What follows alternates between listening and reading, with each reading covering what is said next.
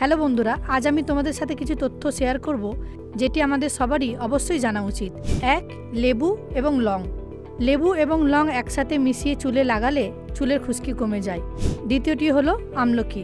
যেসব গর্ভবতী মহিলা আছেন তাদের অতিরিক্ত আমলকি খাওয়া একদমই উচিত নয়। 3. রুটি। প্রতিদিন বাজারে পাওয়া রুটি খেলে বদহজম ও পেটে ব্যথা হওয়ার আশঙ্কা থাকে।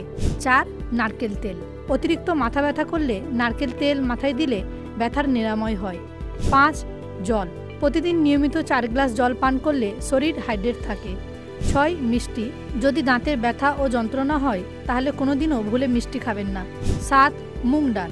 আপনি যদি প্রতিদিন সিদ্ধ মুগ ডাল খান তাহলে ব্লাড প্রেশার নিয়ন্ত্রণে থাকে। 8. Fruit juice. যদি কারোর ডায়াবেটিস থাকে তাহলে ফলের জুস একদমই খাওয়াবেন না। 9. রসুন। আপনি নিয়মিত কাঁচা রসুন খালি পেটে খেলে শরীরের মধ্যে থাকা সব বিষাক্ত পদার্থ বের হয়ে যায়। 10. লবঙ্গ। প্রতিদিন খালি পেটে লবঙ্গ ভিজানো জল খেলে শরীর ফিট থাকে। সঠিক উপাদান বেছে নিন এবং সুস্থ থাকুন। ধন্যবাদ।